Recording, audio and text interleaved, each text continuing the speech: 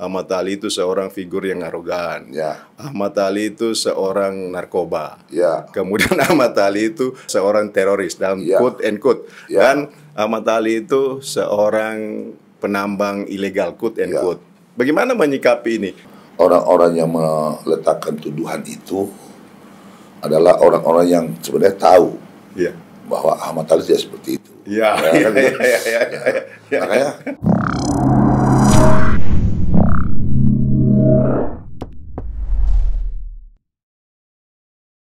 Bismillahirrahmanirrahim. Warga Sulawesi Tengah di mana saja kalian berada, Assalamualaikum warahmatullahi wabarakatuh. Waalaikumsalam warahmatullahi wabarakatuh. Bertemu kembali di podcast Kabar 68, kabar untuk semua. Edisi kali ini untuk kali ketiga kami menghadirkan tokoh pemuda Sulawesi Tengah yang cukup terkenal saat ini. Beliau adalah pengusaha sukses, kemudian melanglang kancah perpolitikan nasional dan saat ini kembali mengikuti konstelasi Pilkada Sulteng 2024. Beliau adalah Haji Ahmad Ali SE. Assalamualaikum warahmatullahi wabarakatuh. Waalaikumsalam warahmatullahi wabarakatuh. Apa kabar sahabat? Alhamdulillah sehat. Ya, luar biasa, semakin cerah. Ya, Auranya semakin keluar. menyiapkan diri untuk menjadi pemimpin Sulawesi Tengah. Wah, luar biasa. Pak Ahmad Ali, Ya, setelah ditetapkan sebagai kontestan, pasangan calon. Ya, ya oke. pasangan calon untuk bertarung di Pilkada Sulawesi Tengah, Oh, ikhtiar politik terus dilakukan. ya, Sampai saat ini dalam waktu kampanye menjelang 26 hari election day, oh. berapa titik yang sudah dikunjungi? Hampir semua kecamatan itu kita sudah datangi di Ya. seluruh Sulawesi Tengah dan bahkan akan terus mendatangi Ya, dalam sisa waktu sisa kampanye. waktu kampanye ini untuk memastikan bahwa tidak untuk menang, tapi memastikan ketebalan, menebalkan kemenangan. Ya, Jadi perjalanan kita sebenarnya gini, ini kan bukan sekedar untuk mendapat dukungan, tapi berjalan itu memiliki tanggung jawab untuk melakukan edukasi, kemudian sekaligus belajar permasalahan dan persoalan iya, daerah. belajar permasalahan itu kan sebenarnya setiap perjalanan itu kita pasti lakukan, sehingga banyak orang yang bilang kenapa banyak sekali. Saya bilang begini, sebelum kita menyatakan maju itu, Ya, saya kan anggota DPR. Alhamdulillah sering berkeliling. Nah, dalam perjalanan berdiskusi, ketemu teman, membaca data BPS, itu kan adalah bagian daripada belanja masalah. ya, Nah, ketika kemudian kita maju, ada alasan. Jadi alasan maju karena kondisi yang hari ini menurut kita harus tidak seperti ini. Nah, kemudian kita rumuskanlah langkah-langkah untuk menyelesaikan. Nah, kita yakini kalau itu kita lakukan, kita bisa menyelesaikan permasalahan di Sulawesi Tengah, begitu. Nah, cuma kan masalahnya terkadang kita dalam politik ini ternyata tidak bisa terlalu jujur. ya. Karena kalau kita terlalu jujur, banyak orang yang tersinggung. Jadi repot kita kan. Iya, iya. Padahal menurut Rocky Gerung, Ya, ya, pikiran yang disopan santunkan itulah kemunafikan. Iya, Ya, iya. kan gitu? Jadi kalau pikiran apa dikeluarkan saja. Dikeluarkan. Nah, resiko, konsekuensi pejabat publik itu kan harus mau dikritik. Ya, harus siap dengan Ya, kalau tidak mau dikritik, jadi ketua RT. jangan jadi pejabat publik. Jangan jadi pejabat publik kan. Karena pejabat publik itu kan dia harus dianggap hero yang mampu menyelesaikan semua permasalahan-permasalahan masyarakat. Nah, ketika satu daerah masih begitu banyak, masih menumpuk permasalahan, tapi di sisi lain kita merasa tidak ada masalah, pejabat merasa tidak ada masalah. Ya. Ini kan masalah besar. Nah, gitu. Tentunya untuk mengukur satu prestasi tidak boleh kamu tanyakan kepada pejabatnya. Ya. Nah, ada indikator-indikator yang diukur oleh badan-badan tertentu, ya, mengukur pertumbuhan ekonomi umpamanya. pertumbuhan ekonomi itu diukur tidak berdasarkan mau-maunya penguasa umpamanya. Betul. Tapi kan di situ kan per triwulan itu Bank Indonesia pasti melakukan survei itu. Kemudian Kementerian Keuangan, BPS. Nah, ini kan kemudian yang institusi yang menurut saya kredibel untuk mengukur kinerja pemerintah. Terus kemudian apa aja indikator-indikatornya kan? Nah, itu yang kemarin saya bicara tentang IPM, terus saya bilang lama sekolah dan lain-lain. Sebenarnya ya IPM itu semua juga orang tahu posisi IPM itu 70. Kenapa dia 77? Karena lama orang sekolah itu sekian. Indeks pelayanan kesehatan kita sekian. Kemudian pengangguran kita sekian. Dan itu sudah ada parameternya. Ada parameter yang kemudian digunakan oleh lembaga tertentu untuk mengukur itu. Nah, sehingga apapun capaiannya menurut saya harusnya itu dipandang sebagai satu masukan untuk kemudian memperbaiki. Karena ketika kemudian indikator itu ada pada diri kita dan kita merasa sudah cukup, makanya menjadi korban rakyat. Karena persepsi publik itu kan diukur berdasarkan harapan masyarakat. Jadi kalau kemudian penguasa pemerintahnya merasa bahwa dia sudah melaksanakan semuanya, kita sudah mengerjakan ini dan ini, itu kan pada sisi perasaan kita. Tapi di sisi lain kan yang kita bekerja ini kan untuk kepentingan publik. Nah, maka yang harus ditanya adalah rasa publik. Rasa publik seperti apa sih tentang Ahmad Ali dan lain-lain. Luar biasa. Pak Ahmad Ali, tentunya dalam perjalanan ke hampir semua pelosok Sulawesi Tengah dalam rangka mencari dan mengetahui persoalan mendasar yang dihadapi oleh masyarakat Sulawesi Tengah. Kira-kira yang paling banyak menjadi permasalahan saat ini dan ke depan itu persoalan apa? Lapangan pekerjaan. Lapangan pekerjaan. Lapangan pekerjaan ini menjadi keluhan banyak orang, dan ini kalau kita ukur, kita lihat temuan kita di lapangan dan data BPS ini terkorelasi. Kemiskinan kita 11,77%. Ini di triwulan kedua 2024, karena per triwulan itu kan berubah angkanya. Betul. Pertumbuhan ekonomi kita dulu 11%, terus kemudian sekarang turun. Sekarang tinggal 10,47 kan gitu. Terus bahkan 9, sekian. Nah, kalau kita lihat angka 11% itu dan kemudian temuan kita di lapangan tentang keinginan atau banyaknya pengangguran, ini kan terkorelasi. Kemiskinan itu naik karena banyak pengangguran kan. Makanya kenapa kemarin kita mencoba mengoreksi pertumbuhannya, kita bangga-banggakan, tapi di sisi lain kemiskinannya juga tidak turun-turun gitu. Nah, masih di 2 digit. Artinya pertumbuhan ekonomi kita nomor 3 tertinggi setelah Maluku Utara dan Papua Barat, kemudian Sulawesi Tengah. Nah, artinya dulu kita nomor 1, kemudian turun nomor 2. Artinya apa? Sektor lain itu tidak bergerak. Sehingga satu-satunya sektor yang menopang pertumbuhan kita tambang. Nah, tambang itu kemudian di sisi lain kita tidak bisa melahirkan keturunan yang bisa diambil oleh masyarakat Sulawesi Tengah.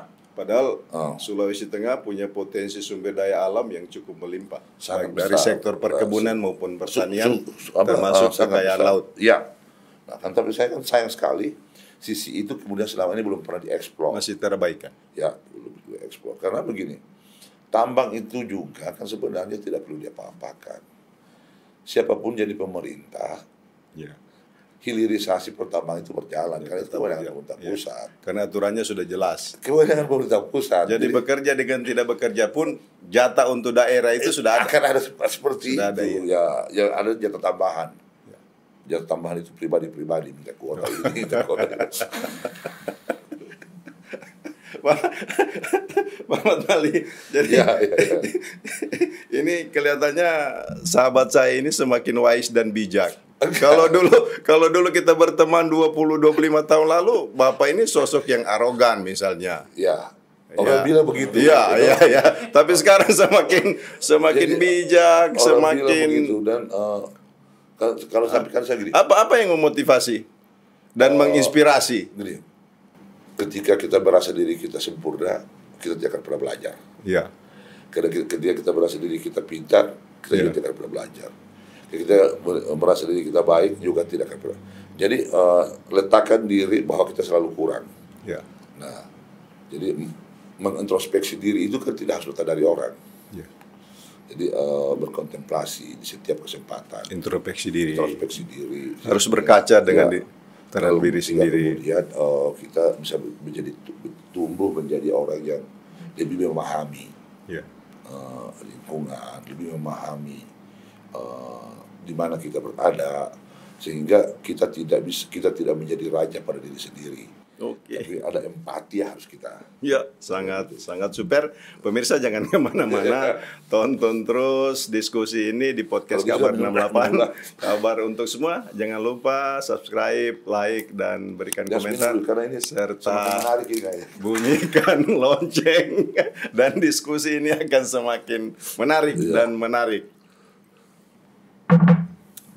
Pak Ahmad Ali, dari salah satu sikap yang dikagumi oleh banyak orang saat ini, yang sangat menonjol, misalnya dari dulu yang kelihatan itu casingnya misalnya arogansi, kemudian sekarang lebih bijak dan sangat-sangat wise. Kemudian di luar sana dalam beberapa bulan terakhir ini ketika Pak Ahmad Ali ikut dalam kontestasi Pilkada Sulteng, banyak isu-isu yang berseliweran, bahkan tuduhan dan quote-unquote fitahan. Misalnya Ahmad Ali itu seorang figur yang arogan. Ahmad Ali itu seorang narkoba. Kemudian Ahmad Ali itu seorang teroris dalam quote-unquote. Dan Ahmad Ali itu seorang penambang ilegal quote-unquote. Bagaimana menyikapi ini? Kemudian dalam beberapa kesempatan figur Ahmad Ali itu begitu bijak menanggapi persoalan-persoalan itu. Iya. Itu bagaimana itu? Begini, saya selalu bilang sama teman-teman, kita tidak perlu risau dengan apapun penilaian orang terhadap kita, khusus kepada saya, karena itu sesungguhnya orang-orang yang meletakkan tuduhan itu adalah orang-orang yang sebenarnya tahu bahwa Ahmad Ali tidak seperti itu. Makanya kenapa kita tidak perlu menanggapi? Karena orang-orang yang menyebarkan tuduhan-tuduhan begitu itu orang-orang rendahan. Kita ini orang-orang berkelas. Kita beda kelas dengan mereka kan. Karena kita adalah pribadi yang jujur, seperti itu. Kalau tadi tentang arogan, ya Bung Kamil bilang, ya memang kita pernah melewati masa-masa muda. Kalau masa-masa muda dulu, lu jual gua beli. Gitu, itu dulu. Jadi nggak ditawar, bila perlu harganya dinaikin. Kita naikkan. Kalau tidak ada penawar kita buat. Kita jual sendiri kan. Tapi sekali itu lagi masa yang sudah terlewati. Masa yang sudah lewat. Jadi bisa saja kemudian orang melihat, karena mungkin ada orang yang mempersamai saya. Macam Bung Kamil, kita masih muda udah berteman, jalan macam-macam. Sehingga kemudian persepsi dia itu masih 20 tahun lalu. Tapi kan sekali lagi bagi saya baru ketika mungkin jalur politiknya berseberangan. Jadi kalau gini, kalau sekarang ini prinsip saya gini, tidak penting ada pengakuan kepada diri saya. Ahmad itu baik kayak apa kayak enggak penting. Yang penting bagi saya itu masyarakat merasakan kehadiran saya. Itu aja sudah cukup. Tentang tadi narkoba, seorang narkoba, apa saya harus mengatakan tidak? Itulah peristiwa yang pernah terjadi dalam diri saya 20 tahun lalu, lebih bahkan. Pernah saya terjerat. Selalu saya bilang sama teman-teman, hari ini ketika saya di Komisi 3, saya selalu mengatakan bahwa pengguna narkoba itu korban. Karena kenapa saya katakan korban? Mereka tidak sadar bahwa mereka sedang menempuh jalan kehancuran mereka. Nah, kalau kemudian mereka ini dijauhi, ini akan menjadi masalah buat mereka. Sehingga menurut saya pengguna narkoba itu harus dirangkul. Nah, ada banyak cara. Ya. Bicara dari hati ke hati, tentunya sambil kemudian membuat penegasan tentang rantai pasok. Ya. Rantai pasok narkoba itu memang tidak bisa ditoleransi. Kalau saya, itu harus dibasmi. Tapi penggunanya sendiri itu tidak boleh kemudian kita menjauhi mereka, menjadikan mereka sebagai sampah. Karena apapun mereka adalah warga negara yang kemudian sesungguhnya kan mereka tidak sadar apa yang sedang mereka lakukan itu. Nah, saya beruntung ketika itu saya cepat disadarkan oleh kondisi saat itu. Jadi terjebak dengan pergaulan. Nah, kemudian sesuai eranya saat itu. Dengan saat itu siapa sih 81711? Ya. Gitu. Terus tapi kan kemudian dengan pengalaman itu, saya bisa bilang sama adik-adik saya, Dek, jauhi ini. Jangan pernah coba-coba deh. Kakak udah pernah rasakan dulu itu. Gak ada gunanya. Karena orang pengguna narkoba itu jadi labil. Kalau orang bilang gak ada masa depan, iya. Karena dia fantasi doang. Ego dan lain-lain. Nah, pengalaman-pengalaman itu tentunya itu adalah kisah yang pernah terjadi pada masa lalu. Saya orang yang objektif, insya Allah ya, tentang apa yang pernah terjadi. Saya tidak akan pernah menutupi itu. Nah, itu yang sulit dihadapkan dengan orang-orang lain misalnya. Kadang banyak orang tidak mau membuka perjalanan pahit kehidupannya ketika dia pada posisi yang di atas saat ini. Tapi jaim. Seorang Ahmad Ali dengan tulus, dengan gamblang, dengan lantang mengemukakan hal itu. Padahal kita tahu juga bahwa tidak selamanya orang baik itu tidak pernah jahat. Dan tidak selamanya orang sukses itu tidak pernah gagal. Ya, betul. Masa lalu itu tidak menentukan masa depan. Nah, ini saya ingat dulu tahun 2018 sebelum gempa, saya berada di Banggai waktu kalau tidak salah dalam acara. Tiba-tiba saya buat postingan di Facebook, minta maaf kepada masyarakat Sulawesi Tengah. Saya pernah ini. Itu menjelang pemilihan legislatif 2019. Nah, bagi saya ketika saya memilih masuk di publik sebagai pejabat publik, maka hak masyarakat Sulawesi Tengah itu untuk mengenal, untuk mengetahui jejak rekam jejak yang bersyukur. Kenapa saya tidak ada beban mil? Karena saya ini nggak pernah bilang ustad. Saya ini nggak pernah bilang orang baik. Saya orang jahat. Nah, tapi saya akan bantah habis-habisan. Kalau kamu bilang saya ada istri lain. Saya masih bantah itu. Berarti satu-satunya orang Cina yang setia sama orang Kaili kan. Kembali lagi ke sana ini. Kalau kamu bilang saya punya anak di tempat lain, nggak ada. Itu marah itu. Saya marah itu. Karena itu bisa masalah sama Nila gitu. Jadi itu satu. Kedua masalah teroris. Kalau masalah teroris kan masalah musiman itu. 5 tahun sekali. Kondisi. Tapi kalau itu selalu saya katakan, itu saya akan bantah habis-habisan. Karena sampai hari ini tidak ada bukti. Satu-satunya saya pernah di penjara itu 3 bulan. Nah sampai 3 bulan waktu kasus narkoba itu. Nah 2 bulan sekian lah. Dan itu sudah selesai. Teroris itu saya nggak pernah dihukum karena itu. Tidak pernah ada putusan pengadilan soal yang mengatakan itu bahwa pernah diduga ABCD. Selalu saya katakan begini, tuduhan itu bermula ketika kerusuhan Poso. Ketika kerusuhan Poso terjadi 98, saya ada di sana. Jadi setelah selesai masa jahiliyah dulu, kembali ke jalan karena memang saya tinggal di Poso. Kerusuhan 1 peristiwa itu karena miras Itu saya ingat bulan puasa hari Jumat, Bupati Pak Mun Pusadan. Terus kemudian saya dikabari oleh kawan bahwa tadi subuh ada penyerangan di masjid, orang mabuk. Ya. Orang mabuk mau bacok orang di masjid. Oke. Apa sikap teman-teman saat itu? Bukan orang Kristennya yang dipermasalahkan. Ya. Karena minuman. Ya. Maka hari itu setelah lepas Jumat, teman-teman sweeping semua itu. Minuman keras. Toko-toko minuman keras. Oke, selesai direndam itu.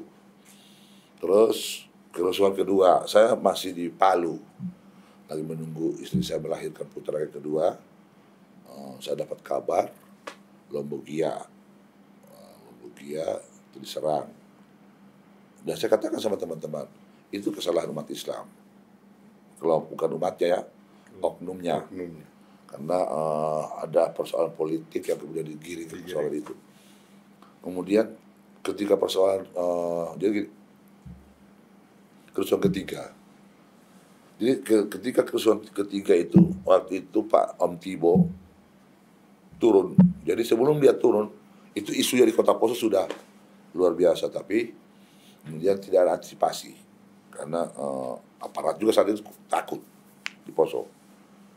Jadi saya ada di rumah sahabat saya, Stephen Yanto Ahok. Ya, Ahok. Kita sedang main biliar. Terus kemudian ketika itu Pak Om Tibo turun itu, saya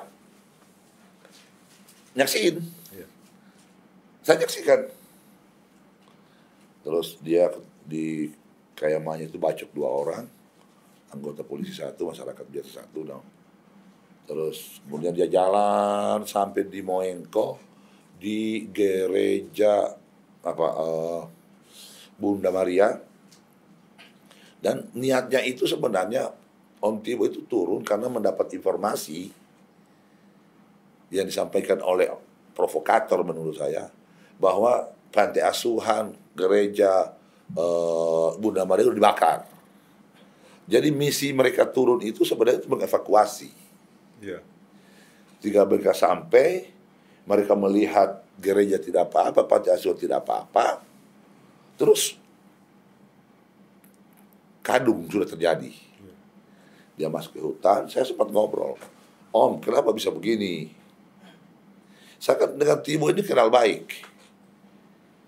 Ketika dulu waktu kerja proyek di mana, di PTP Nusantara di Beteleme. Ya. Nah, orang tua ini setiap kali dia turun ke bawah dari Jamur Jaya pasti mampir ke tempat saya, ngopi di situ. Ya. Nah, dia ceritakanlah peristiwa itu. Dan kemudian dia masuk ke hutan, dan disitulah mulai terjadi gejolak itu. Nah, saya berada di Poso. Nah, kondisi Poso saat itu memaksa. Ya. Jadi ketika subuh itu, paginya saya masih sempat membawa teman-teman Kristen keluar. Stephen Yanto, Om Pit, Tumiwa.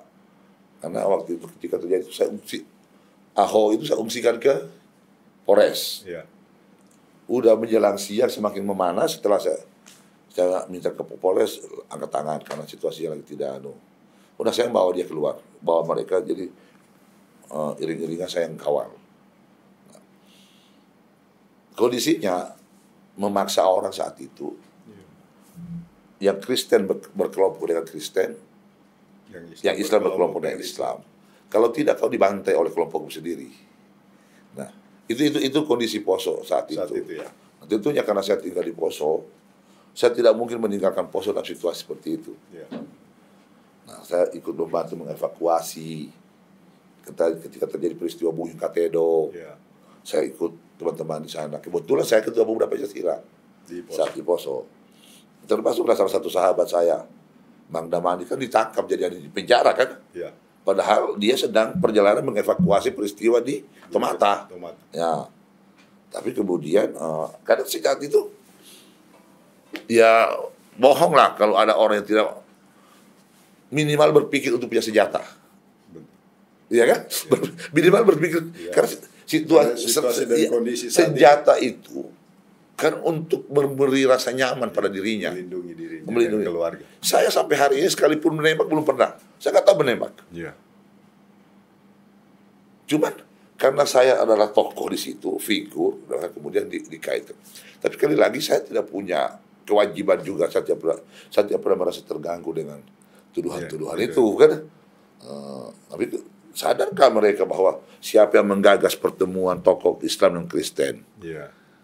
Yang kemudian melahirkan deklarasi bukan Malin Pak JK kita Aliansi Kemanusiaan Poso. Yeah. Ketika bom Tentena meledak di Poso, di Tentena, saya orang Islam pertamanya Tentena. Tapi itu kan tidak menarik dalam dunia politik, sehingga itu tidak pernah diekspos dan penjelasan apapun yang kita berikan tentang itu bagi orang yang tidak senang karena ini pasti komunitas politik. Yeah. Tidak mungkin kemudian mereka akan percaya. Pak Damanik sebagai sahabat sudah berkali-kali memberikan penjelasan tentang itu. Contoh yang paling sahih, Pak Damanik sebagai tokoh saat itu ketua GKST, putrinya Pak Damanik itu Sinanda itu ikut saya sudah 10 tahun lebih. Yeah. Kalau saya ini teroris, kalau bilang ke situ, sudah lama saya bunuh itu anak. Hari ini ajudan saya itu rata-rata semua Kristen. Yeah. Si Frankie, protokol ibu. Tapi sekali lagi poinnya bukan itu. Poinnya memang karena ingin supaya Ahmad Ali yang jelek ini selalu kelihatan jelek di mata orang kan gitu kan. Jadi kita tidak perlu membusingkan itu, Bil. Yang penting kita fokus berberkah bagi yang lain. Yang penting kita fokus. Diri kita itu berguna untuk bermanfaat bagi orang lain. Masalah pertambangan, saya bukan penambang ilegal, Bil. Saya pengusaha tambang. OTA terus kemudian beberapa lah. Waktu itu. Terus apa saya harus mengingkari itu? Betul. Saya itu berterima kasih sama Pak Anwar Hafid. Pak Anwar Hafid dia kasih izin saya kok. Iya. Tidak mungkinlah kemudian kita menambang tanpa izin dari beliau. Betul.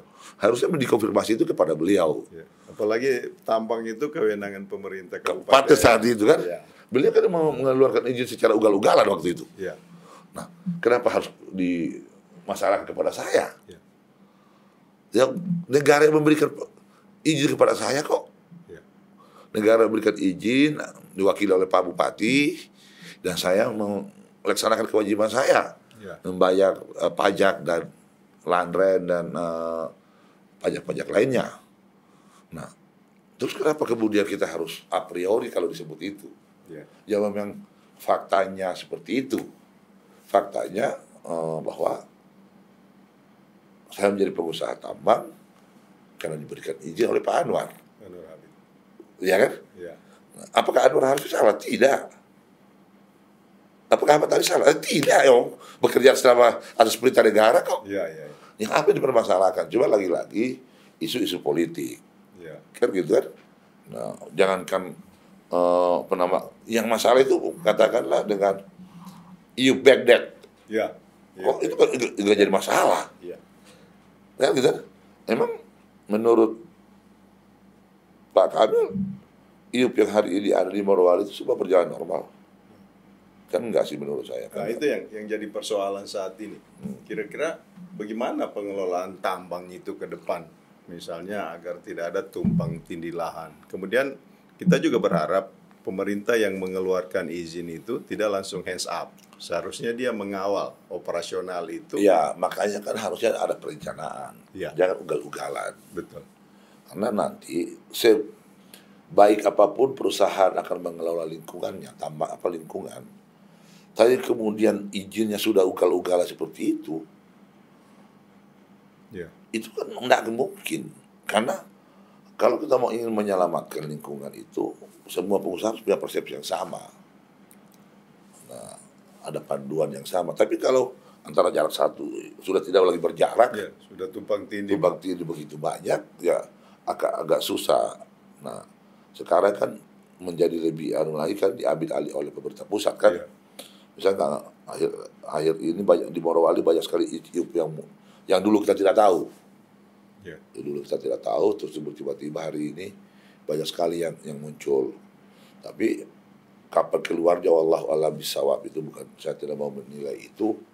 Tapi kondisi itulah yang terjadi hari ini di Morowali. Ya. Nah, jadi sekali lagi jangan kita a priori deh. Siapa yang apa? Sebagai politisi harusnya kita gentle aja kalau saya. apa yang kita kerjakan kita katakan, nah, terus kemudian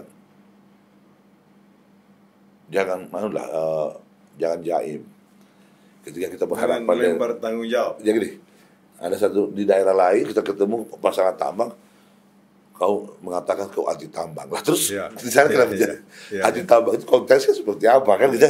Nah, karena kita ini sedang memerankan peran yang semua ditonton oleh banyak orang.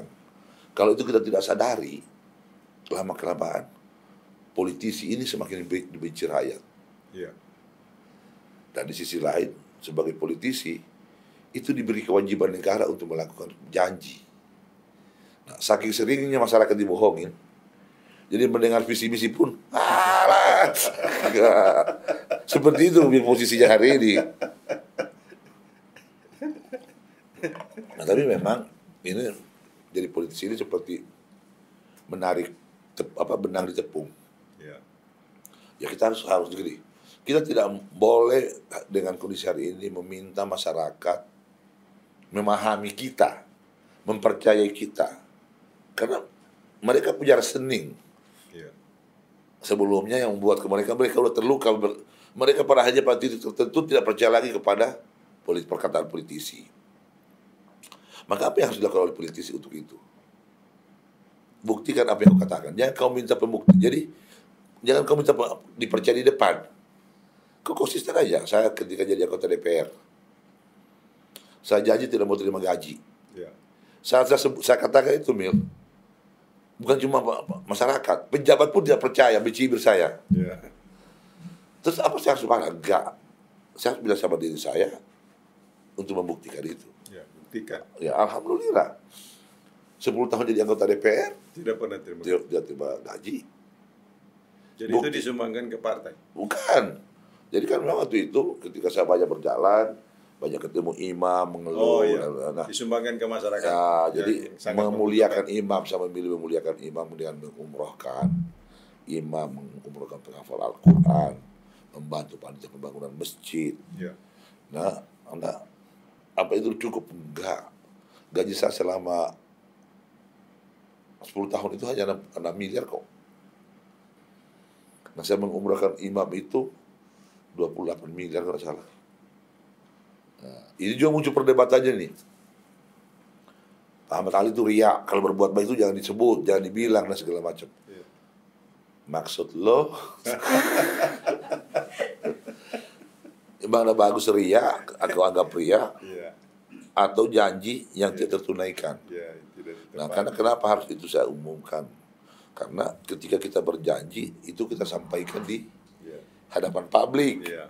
Maka ketika ditunaikan juga harus disampaikan. Iya, supaya jadi fitnah.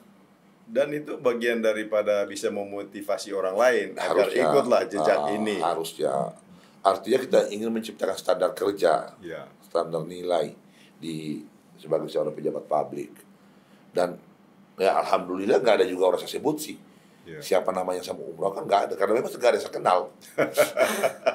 Karena memang nggak ada saya kenal dari awal sebuah yang saya umrohkan itu, hampir nggak ada saya kenal. Jadi di handphone saya satu pun nomornya ada.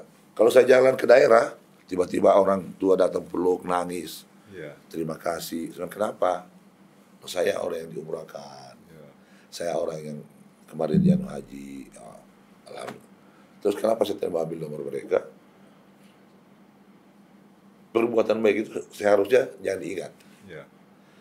Karena saya sadar bahwa hidup itu ibarat pedati. Kadang kau di atas, kadang kau di bawah. Ketika kau di atas, kau melakukan kebaikan dengan mengharap ridha Allah.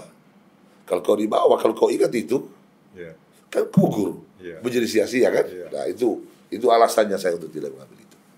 Kemudian Pak Ahmad Ali, ke depan dalam menghadapi persoalan tambang, seharusnya pemerintah daerah itu apa yang harus dilakukan agar tata kelola tambang ini baik galian C maupun galian AB itu betul-betul berjalan sesuai dengan aturan. Kaidah. Kemudian dampaknya itu benar-benar pertama harus dirasakan oleh masyarakat lingkar tambang. Gini, sebenarnya itu yang saya kadang-kala sedih melihatnya. Di Morowali hari ini ada 3 perusahaan besar kawasan industri. IMI, BTIG, dan apa satu itu di Morowali Utara. Dari 3 perusahaan ini, tahu enggak, karyawannya itu hampir 200.000. Iya. No? Nah, selama ini kita melihat IMIP itu hanya lapangan pekerjaan, mempekerjakan 80.000 orang, BTIG 60.000 orang, kemudian apalagi satu tuh di Kolondale 20.000 lebih. Gini. Sebenarnya kalau Ahmad Ali gubernur, Iya. Yang kita tanyakan ini Ahmad Ali gubernur. langkah pertama saya lakukan, pertama dalam kebijakan investasi saya tidak bisa ganggu. Iya. Kalau itu adalah kebijakan pusat. Tapi harus ada multiplier effect yang didapatkan pemerintah oleh masyarakat Sulawesi Tengah ketika ada perusahaan itu. Bukan hanya untuk bekerja mereka mendapat uang. Iya. Bung Kamil kepikir nggak berapa sih kebutuhan makan mereka di sana? Iya. Ada 200.000 karyawan. Iya. Misalnya odol, handuk, itu semua disuplai dari luar. Seharusnya multi efek playernya yang di sini. Jadi telur. Iya. Kalau satu hari 2 butir telur, maka satu hari itu 400.000 butir telur yang harus disuplai. Kalau satu orang anak muda beternak 200 ekor ayam, setiap hari dia memasuk 200.000 butir, 200 telur, maka dari sektor itu berapa ribu orang yang bisa bekerja. Kalau kalau dia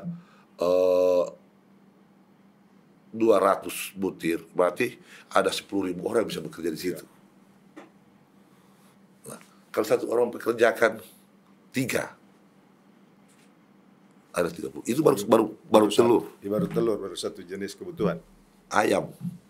Katakanlah tiap hari makan 1 kali makan ayam. Iya. Konsumsi ayam bagi 4. Berarti ada 50.000 ekor ayam per hari yang harus dipasang di perusahaan itu. Berapa banyak orang bekerja di situ? Kalau umpamanya 50.000 ekor, kalau satu orang memasok 50 ekor ayam per hari, ada berapa ribu pengusaha yang mensuplai di situ? Dan berapa orang harus bekerja di situ? Belum sayurnya, belum berasnya, belum odolnya, sabunnya. Sadarlah kita bahwa semua itu dipasok oleh orang luar. Tapi selama ini kan realita yang di sana kan. Kalau Ahmad Ali gubernur, iya. Kalau Ahmad Ali gubernur, sini semua. Duduk satu meja kita. Iya. Pastikan bahwa pemerintah daerah mampu. Semua pengadaan itu harus diambil pemerintah daerah. Jadi harus memberdayakan masyarakat. Karena ada undang-undang CSR itu kan mengatur itu. Ya. Nah, bagaimana modal pengusaha lokal? CSR bantu mereka, kasih bibit dan lain-lain. Syaratnya Ahmad Ali jangan pernah minta kuota minyak di sana. Oh gitu. Ya toh? Jadi ketika kalau sudah minta kuota minyak, gugur sudah kewajibannya perusahaan. Apalagi bawamu di situ, Bos. Nggak mungkin lagi itu. Tim sukses jangan ke sana. Oh, itu ada kuota minyak di sana. Ya, makanya kan susah juga itu. Jangan tidak baju dibiayai. Iya. Nggak ada posisi tawar. Ada 3 juta orang loh menggantungkan hidupnya, masa depannya di pemerintah. Kalau pemerintah main mata dengan para pengusaha, para investor, pada akhirnya masyarakat itu nggak bisa berdaya. Pemerintah nggak bisa berdaya di hadapan investor. Padahal tadi itu kalau contoh kecil tadi itu kalau yang saya sampaikan sama Kamil, kalau itu dikelola oleh orang lokal, ada berapa puluh ribu orang yang hidup dari situ. Berapa persen kemiskinan bisa terdongkrak dengan banyak sekali. Iya. Karena kemiskinan itu tidak hanya dampak dari orang tidak bekerja. Betul. Sedikitnya uang berputar, membuat kemudian mereka terdampak. Iya. Nah, hitung-hitungan saya, paling tidak di situ bisa memperkerjakan 30.000 orang. Di luar daripada karyawan. Bekerja sebagai karyawan untuk mensuplai kebutuhan. Iya. Minyak, perusahaan daerah bisa jadi supplier minyak. Iya. Jangan keluarga. Jangan pribadi dan keluarga. Perusahaan daerah dong diberi kesempatan. Jangan perusahaan daerah berkeliling dengan keluarga, kan pusing kan kita. Nah, hal-hal seperti itu yang kemudian harus kemudian ke depan.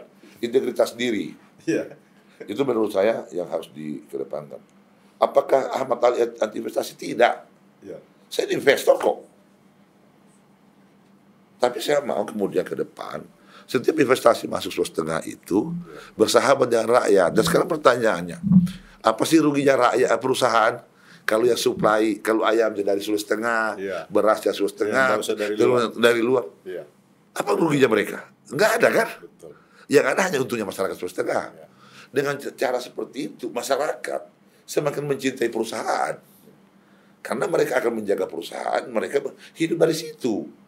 Jadi bukan hanya karyawan yang bekerja di pabrik, tapi kebutuhan orang yang bekerja di pabrik ini dipenuhi juga oleh masyarakat 2,5. Berapa ton sih beras satu hari, berapa ton sayur, Nah, ini hanya akan bisa kalau terjadi komunikasi intens, setara gubernur sebagai pemerintah bicara dengan perusahaan, dan tentunya menyiapkan masyarakat. Kemudian tidak tersandra dengan kepentingan tadi, pribadi tadi iya. yang Jadi main-main kita punya mata kebebasan itu. untuk berbicara. Iya. Tapi Jadi berdiri di depan investor kita masih ya, tegak. karena kita bicara sama rakyat. Iya. Bukan atas nama ponakan, Bos. Nah, ini yang harus kita lihat ke depannya. Ya. Ini yang kita tata ke depannya supaya masyarakat itu merasakan kehadiran perusahaan. Ya. Karena saya lihat secara kasat mata misalnya investor itu dalam tanda petik misalnya tidak pekah lagi dan peduli lagi ambil dengan jalan lingkungannya. pintas. Iya, karena dia ambil jalan pintas, dia dengan yang tadi itu. Akhirnya mulai pilgub sudah investasi duluan. Ya. Masa ada makan siang gratis? Ya. Nah, hal-hal itulah yang kemudian supaya masyarakat tidak terjebak lagi. Iya. Dengan kebohongan. Ayolah. Uji yang selalu saya pernah bilang. Jangan pernah ampuni, jangan pernah maafkan politisi yang sudah berbohong deh. Ya. Kalau kau sudah maafkan sekali, dia akan mengulangi kebohongan berikutnya. Dia bikin lagi bohong berikutnya. Ya. Nah, kalau itu tidak, jadi kalau masyarakat tidak jadi juri terbaik, penilai terbaik, maka kemudian tidak akan pernah ada efek jerah daripada politisi. Tapi kalau kemudian masyarakat menghendaki demokrasi kita kuat, maka mereka harus berperan aktif menjadi penghukum. Ya. Ada serangan fajar. Sanksi sosial. Ya, ada serangan fajar, terima uangnya. Ya. Jangan pilih orang. Jangan pilih orangnya. Iya. Kan tidak mungkin kalau dia lapor polisi dia ditangkap polisi juga. Supaya ada efek jerah. Ya, nah kalau itu kemudian bisa dilakukan, maka akan ada seleksi. Akan terseleksi politisi-politisi yang memiliki integritas. Karena selalu saya bilang, percayalah di tengah-tengah politisi itu masih ada kesatria. Ya ketika dia berjanji, janji bisa dipegang. Contoh satu. Pemirsa, terus tonton diskusi ini karena lebih menarik lagi. Jangan lupa like, komen, dan subscribe. Pak Matali, untuk membangun Sulawesi Tengah ke depan butuh campur tangan pemerintah pusat. Karena kalau dengan kemampuan yang ada sendiri, misalnya meskipun sumber daya alamnya banyak, tetapi belum terkelola secara maksimal dan belum maksimal memberikan kontribusi. Tentunya salah satu yang harus diperkuat adalah peningkatan pendapatan asli untuk membiayai berbagai kebutuhan dan persoalan yang ada. Apa kalau Ahmad Ali jadi gubernur ke depan? Saya sepakat yang Kamil bilang tadi bahwa campur tangan pemerintah pusat itu dibutuhkan. Harus. Nah makanya selalu dalam beberapa kesempatan saya katakan, kalaulah bukan karena perintah Prabowo, saya tidak akan maju. Kemudian muncul perdebatan. Orang memutar kembali pernyataan Prabowo berlaku ini bla. Tapi bagaimana Bung Kamil menilai surat keputusan yang Prabowo keluarkan mencalonkan saya menjadi gubernur? Apa itu bukan perintah? Betul. Ya kan? Nah, itu de jure de facto itu adalah perintah. Perintah. Dan dikeluarkan di saat partai-partai belum musim pendaftaran malah. Nah, kalau tentunya surat rekomendasi itu keluar kan tidak ujuk-ujuk langsung. Nah ini mati enggak kan? Iya, iya. Pasti ada diskusi panjang. Ya. Baru ada penilaian Iya, tersendiri. pasti ada. Kalau Ahmad Ali itu orang yang dikenal di pinggir jalan sama dia nggak mungkin keluar. Di saat Partai Gerindra secara nasional belum ada pendaftaran belum ada penjaringan belum ada. rekomendasi. Nah, hubungan itu sudah terjadi lama komunikasi. Saya kan jadi politisi nasional 10 tahun. 10 tahun. Terus kemudian Dan silaturahim itu terus terbangun dan terjaga. Terjaga terus. Sehingga kemudian dorongan itu membuat saya lebih optimis. Tapi itu satu faktor. Bukan satu-satunya faktor. Ya. Ya. Kemudian partai-partai politik banyak.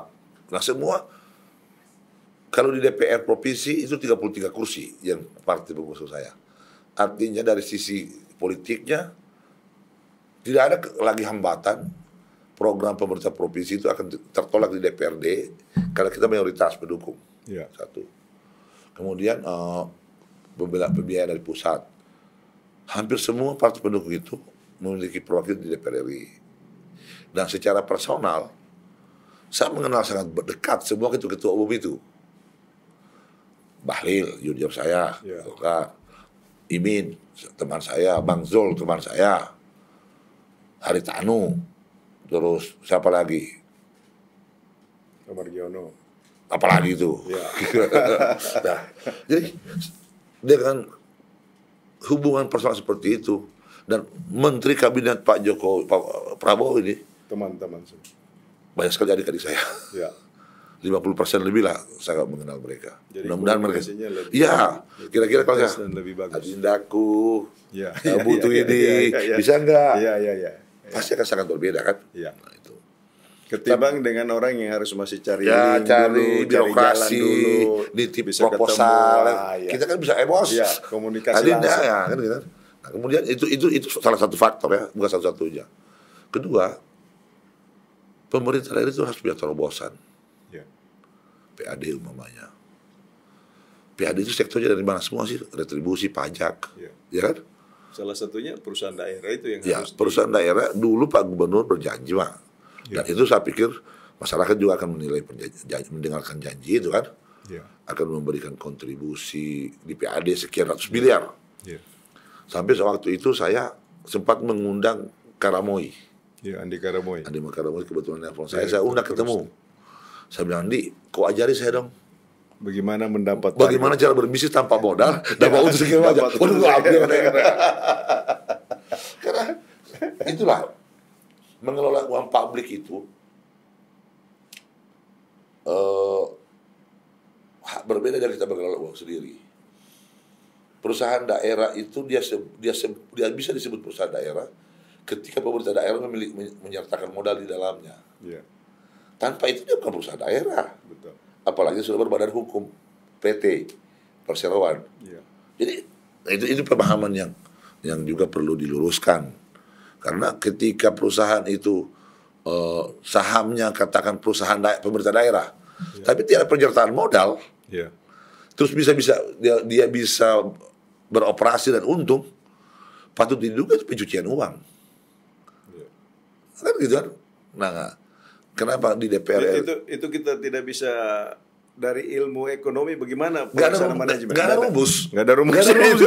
Makanya saya panggil Andi Karamoy bertanya, Bang. Iya, iya. Jangan Bagaimana ajari saya. ada di saya Bang. Jangan ada rumus, ada ilmu baru ini. Iya.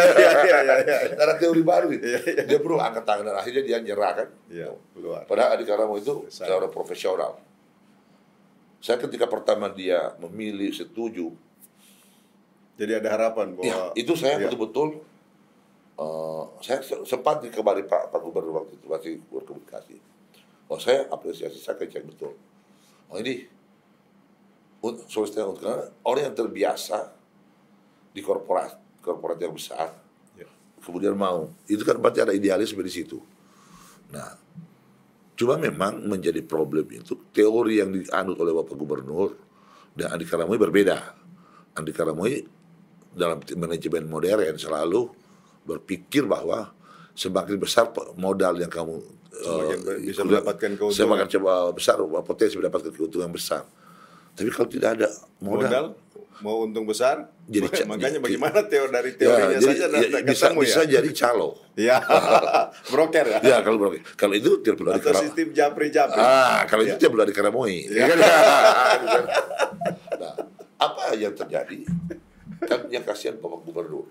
Iya. 3 tahun lebih jadi gubernur hari ini, masyarakat menunggu janji itu. Iya. Tapi pertanyaannya, adakah rasa bersalah orang-orang yang memberikan janji itu? Iya. Apakah kemudian mereka hanya akan mengorbankan Pak Cudi? Iya. Kan Pak Cudi nggak mungkin bisa berpikir ujuk-ujuk begitu kalau tidak ada diskusi panjang dari tim yang ada di sekitarnya. Iya kan? Nah, ketika semua selesai, bagaimana pertanggungjawaban terhadap publik? Makanya selalu dalam guyonan diskusi kita bahwa politisi itu memang ya, harus berhati-hati dalam berkata-kata. Ya. Pejabat karena masyarakat akan jadi pernyataan itu kan adalah keputusan, apalagi seorang gubernur. Berpikirlah baru berbicara. Jangan kemudian kita bicara baru kita berpikir, repot itu. Ya. Susah untuk mempertanggungjawabkan karena pernyataan tadi itu. Nah sekarang terobosan yang harus kita lakukan, ya. Bukan hanya pada sisi PAD. Betul. PAD saya ke depan pingin perusahaan-perusahaan yang beroperasi di Sulawesi Tengah harus memberikan kontribusi real. Bayar pajak dong di Sulawesi Tengah. Iya. Selama ini bayar di Jakarta, yang untung DKI. Betul. Makanya 86 triliun PAD-nya. Iya.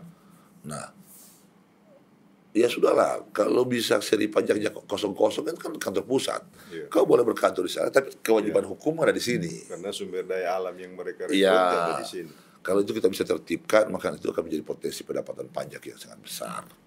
Tentunya supaya itu bisa, perlu buat landasan. Ya. Landasan aturan. Landasan hukumnya. Peraturan gubernur, perda kalau lebih bagus. Ya. Ya kan? Kemudian, pajak permukaan air kan Pak Cudi itu kemarin diuntungkan dengan berubahnya regulasi tentang pajak permukaan. Kalau itu ditagih secara baik, harusnya bukan seperti ini pendapatan kita. Lebih besar daripada itu. Terus kemudian menggali sumber-sumber lain, pajak kendaraan berat, BPKB, banyaklah sebenarnya. Jadi butuh kreativitas berpikir kita untuk mendapatkan sumber-sumber itu. Jadi memaksimalkan sumber yang sudah ada, mencari sumber baru. Iya. Nah, kemudian penggunaannya. Soal penggunaan. Yang problem kan masalah jalan punya. Iya. Kalau saya jadi gubernur, ini jadi gubernur nih. Iya, iya. Yang pertama kali memastikan mengadakan 100 unit ekskavator. Setiap-tiap 50 unit. Kemudian grader, bomak, doser. Caranya apa? Leasing. Ya. Saya leasing, Trakindo, Yuti dan lain-lain. Untuk apa? Kan kita punya unit kerja Alkal. Ya. Bukan di setiap kabupaten pemeliharaan alat-alat itu. Sehingga jalan-jalan, pembukaan akses jalan itu cepat tertangani. Tidak usah perlu dikontrakkan semua, pakai swasta dong. Tidak perlu tunggu kontraktor lain. Tidak perlu. Jadi karena biaya paling besar di Guangsi itu kan pembukaan jalan. Iya. Kenapa semua kontraktor mengejar itu? Karena itu paling banyak untungnya kan. Nah, padahal kalau dikerjakan oleh pemerintah daerah dengan peralatan, itu kita bisa mengefisien 80%. Ya. Jadi ya itu yang masuk ke daerah sebagai pendapatan asli daerah. Masalah habis itu kemudian diserahkan ke pemerintah untuk pengaspalannya. Ya. Nah, karena kalau tidak ada terobosan begitu, maka kita akan dibatasi dengan kewenangan. Ya. Yang seperti kemarin ditanyakan tentang baju seragam itu. Ya. Kewenangan. Nah, maka saya katakan bahwa sebagai gubernur saya bertanggung jawab terhadap Sulawesi Tengah. Tidak dibatasi oleh kewenangan. Supaya itu bisa berjalan, buatlah terobosan. Ya. Jalan usaha tani, buka grader supaya petani itu kebun bisa naik motor. Ya. Kantong-kantong produksi supaya trek-trek itu bisa jemput hasil.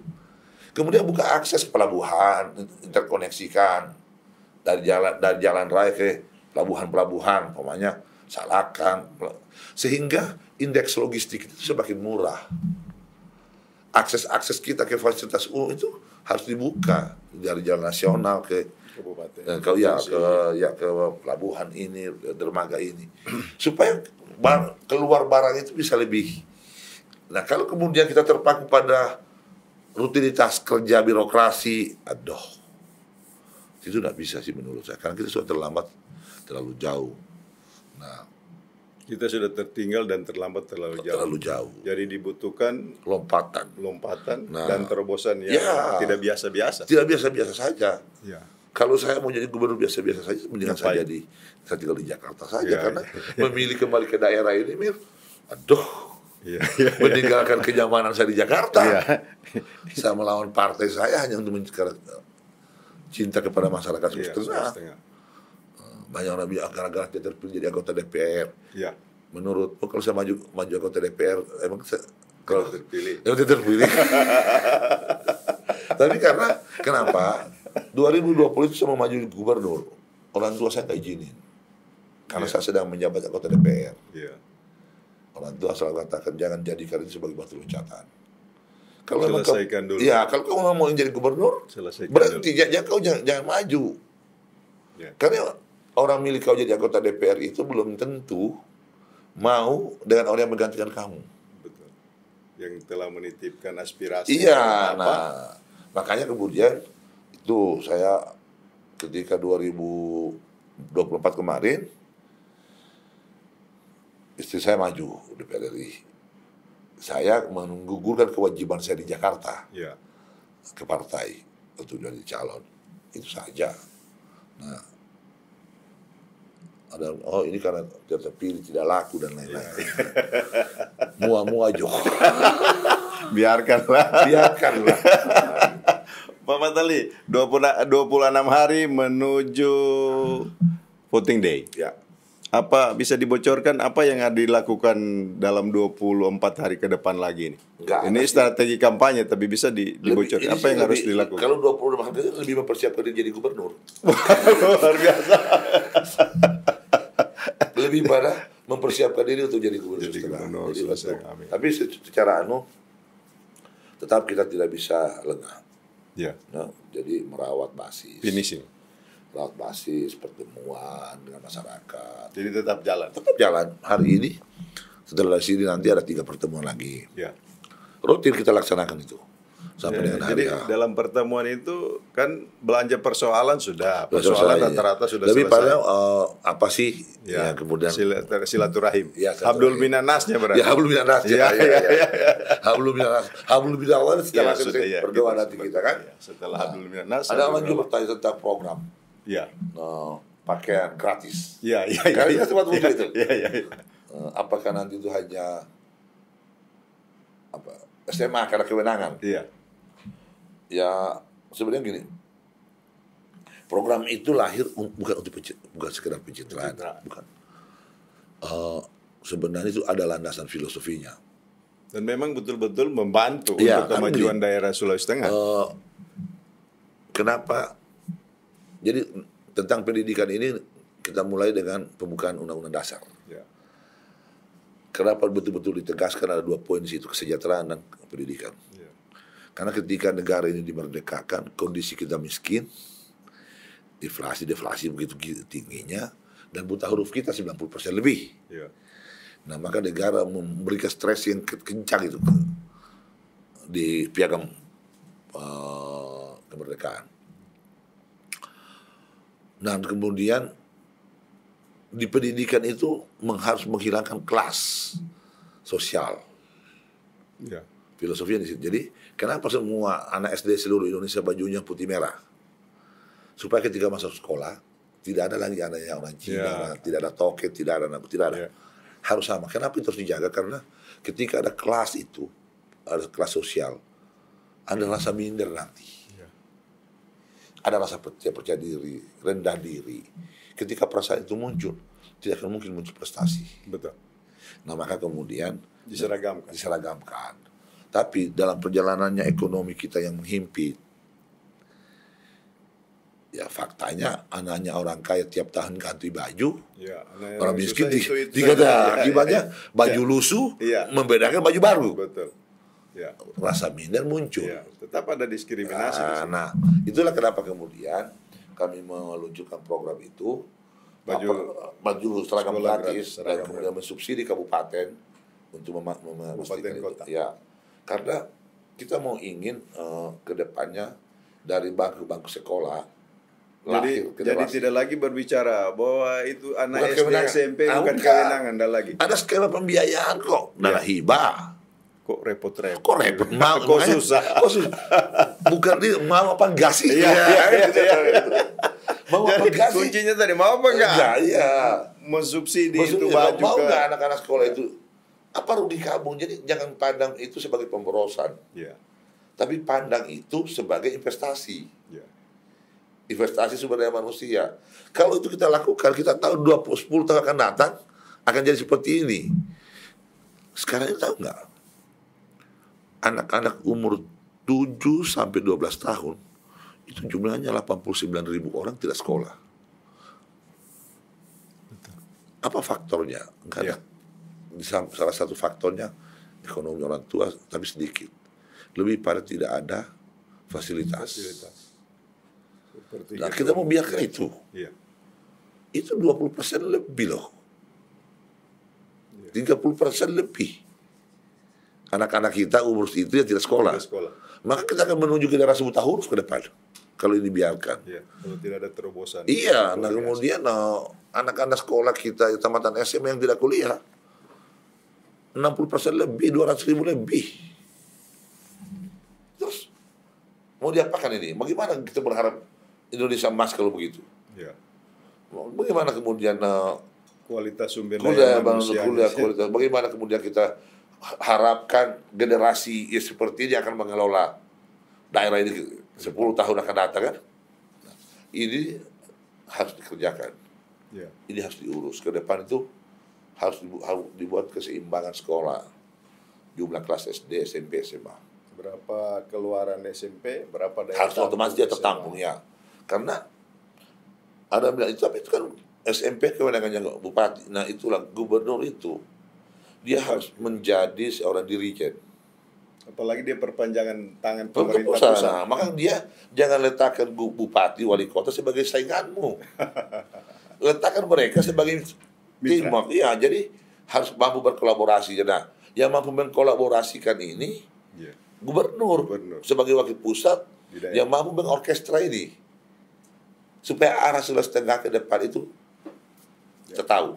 5 tahun ke depan kita tahu arah Sulawesi Tengah itu yang terdiri dari 12 kabupaten, 1 kota, keluar seperti ini. Sumber daya manusia seperti ini, dokternya jadi berapa banyak, ahli berapa banyak, anak-anak. Nah, itu harus dibangun bersama-sama, diorkestra bersama. Kemiskinannya harus diturunkan pada sisi ini, bagaimana kemudian mengintervensinya, bagaimana lewat program makan. Harus dikerjakan bersama-sama. Karena provinsi nggak punya wilayah, tapi dia bertanggung jawab terhadap kondisi itu. Seperti itu kira-kira. Ya. Terima kasih Pak Matali Oke. sudah berdiskusi untuk kali ketiga. Ya. Kemudian ada closing statement. Apa yang ingin disampaikan kepada pendukung simpatisan menjelang 26 hari Oke. voting day? Teman-teman, para relawan, tim sukses, koalisi, waktu kita tinggal 20 hari, 26 hari. Efektif 20 hari. Jangan pernah lengah. Jangan meremehkan.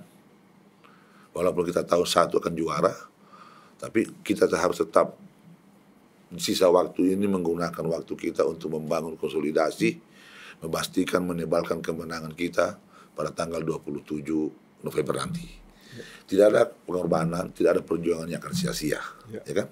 Perjuangan itu, hasil itu tidak akan pernah mengkhianati proses. Nah, untuk itu kembali semangat, tetap semangat, jaga TPS, pastikan pendukung kita hadir di TPS pada tanggal 27 November dan mencoblos nomor 1. Kenapa harus nomor 1? Karena nomor 1 adalah harapan baru Sulawesi Tengah. Pemirsa warga Sulteng di mana saja kalian berada, demikian diskusi kami pada edisi kali ini. Telah banyak hal yang dibahas yang akan memberikan pencerahan dan referensi untuk kemaslahatan umat, kemajuan orang banyak dan kemajuan daerah Sulawesi Tengah di masa yang akan datang. Terima kasih Pak Ahmad Ali. Sehat selalu, sukses. Dan dari studio podcast Kabar 68 kami mengucapkan wabillahi taufiq wal hidayah. Wassalamualaikum warahmatullahi wabarakatuh. Waalaikumsalam.